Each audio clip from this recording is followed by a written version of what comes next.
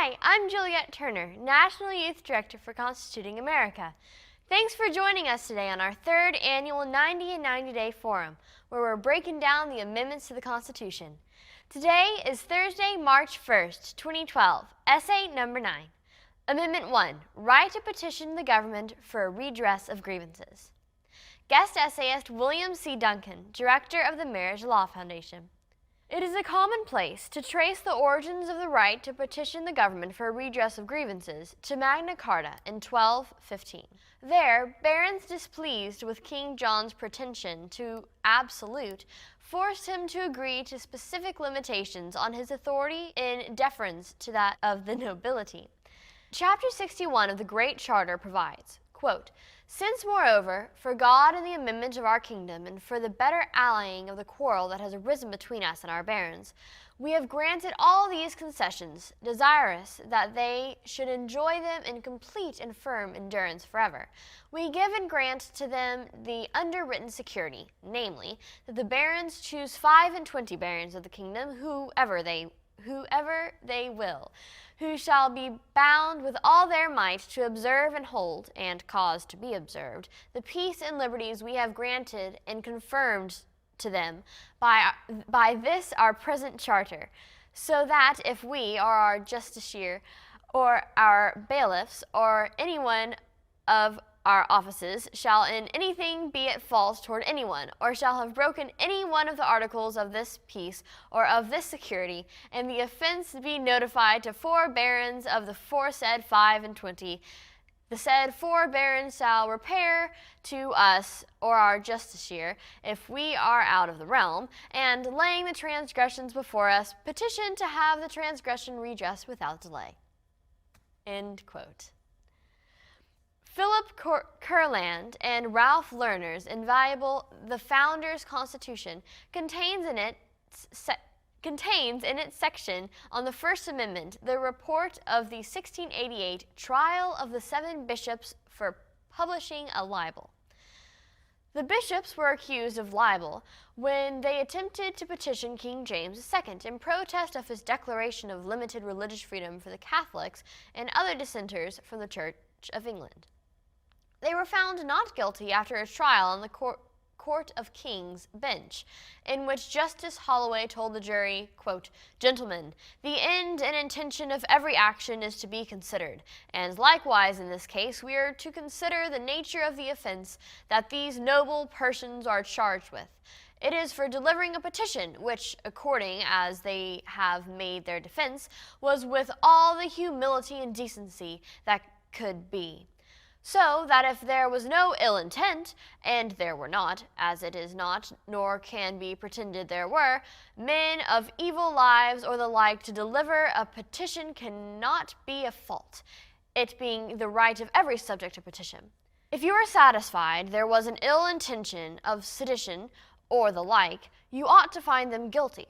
But if there be nothing in the case that you find, but only that they did deliver a petition to save themselves harmless, and to free themselves from blame, by showing the reason of their disobedience to the king's command, which they apprehended to be a grievance to them, in which they could not in conscience give obedience to, I cannot think it is a libel.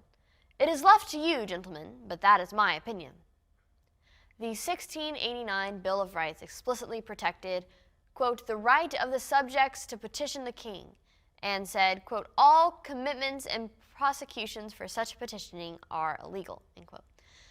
By the time the First Amendment to the new United States Constitution were being considered in 1789, the right to petition was well established in U.S. practice. The colonies had widely recognized and employed the rights of citizens to petition their government. The Declaration of Independence singled out the Crown's treatment of colonists' petitions for redress.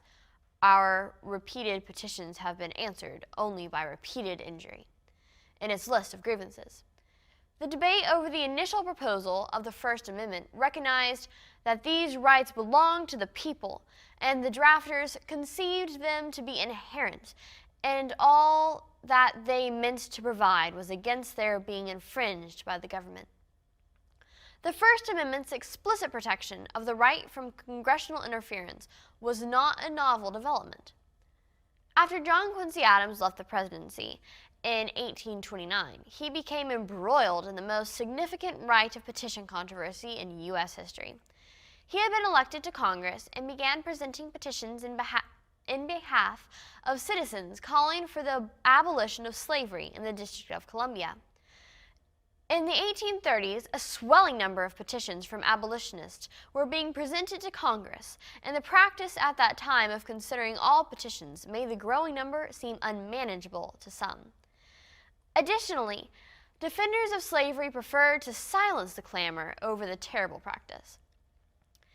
In 1836, Congress adopted a resolution, quote, that all petitions, memorials, resolutions, propositions, or papers relating in any way or to any extent whatever to the subject of slavery or the abolition of slavery shall, without being printed or referred, be laid upon the table, and that no further action whatever shall be had thereon, end quote. Adams called this new gag rule, quote, a direct violation of the Constitution of the United States, the rules of this House, and the rights of my constituents, end quote, and worked for 8 years to see it repealed. In 1844, Representative Adams moved a resolution which revoked the rule, which had become a standing rule in 1840, that was adopted. This marked the high watermark of petitioning, and in the aftermath, the right was little exercised in the aftermath of the gag rule. This marked the high watermark of petitioning, and in the aftermath, the right was, quote, little exercised in the aftermath of the gag rule, end quote. David C. Frederick, John Quincy Adams, Slavery and the Right to Petition. 9. Law and History Review, 13. Spring, 1991.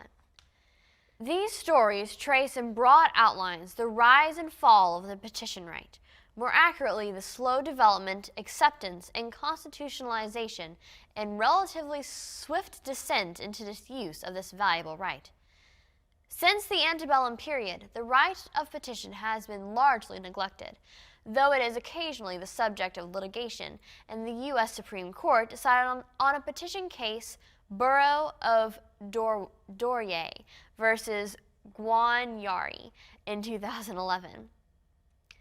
Joseph Story describes the petition right as resulting, quote, from the very nature of the structure and institutions of a republic government, end quote.